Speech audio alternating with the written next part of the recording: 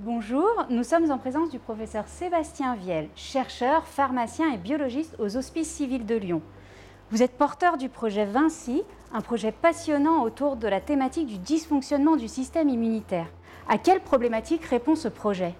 Alors le projet Vinci, qui signifie vaincre les maladies dites immunitaires, il vise à rendre accessibles aux malades des nouvelles thérapeutiques qui sont basées sur la modification du système immunitaire.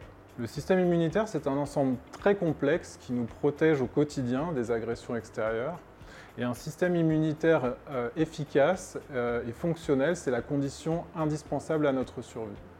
Mais parfois, ce système immunitaire peut être défaillant, soit par exemple être non fonctionnel, et on peut l'observer chez des enfants atteints de déficit immunitaire, comme le syndrome bébé-bulle, où les enfants doivent vivre dans un environnement stérile s'ils veulent survivre.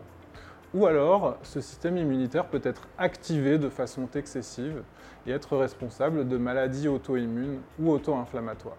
C'est dans ce contexte que des cliniciens chercheurs des HCL se sont regroupés autour d'une thématique commune qui est celle du dysfonctionnement du système immunitaire pour soutenir ce projet Vinci à travers chacune de leurs spécialités et des patients qu'ils suivent pour donc promouvoir ce projet transdisciplinaire afin de développer une thérapeutique personnalisée basée sur la thérapie génique et sur la thérapie cellulaire.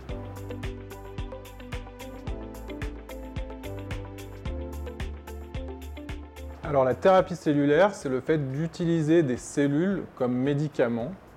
Le principe, c'est d'isoler des cellules d'un malade, de les cultiver en laboratoire, de les amplifier parfois, de leur faire subir un traitement et de les réadministrer aux patients pour qu'elles remplacent des cellules endommagées ou lésées par exemple. On sait que des thérapies cellulaires et géniques sont déjà produites pour certaines pathologies dans d'autres pays.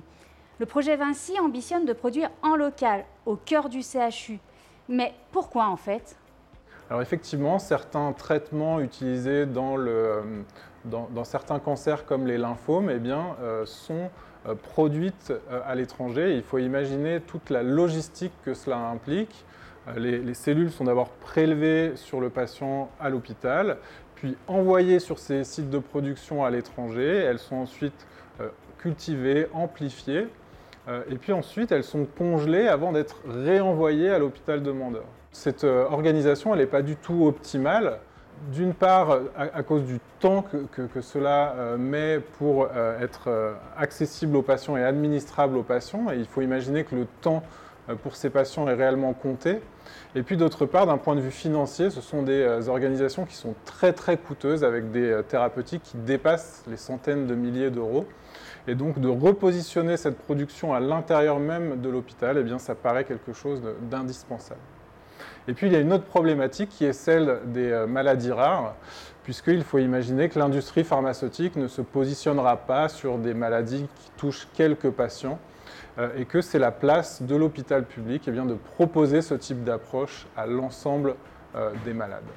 Alors professeur Viel, on a bien compris l'enjeu, mais quels sont aujourd'hui les atouts des HCL pour développer ce projet Vinci ?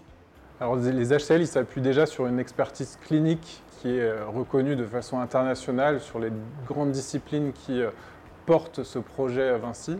Les HCL s'appuient aussi sur une plateforme de production de thérapie cellulaire qui est la Banque des tissus et qui produit déjà des cellules médicaments à destination des brûlés et qui est en charge d'évoluer vers la thérapie génique. Donc finalement, nous avons tous les atouts pour réussir.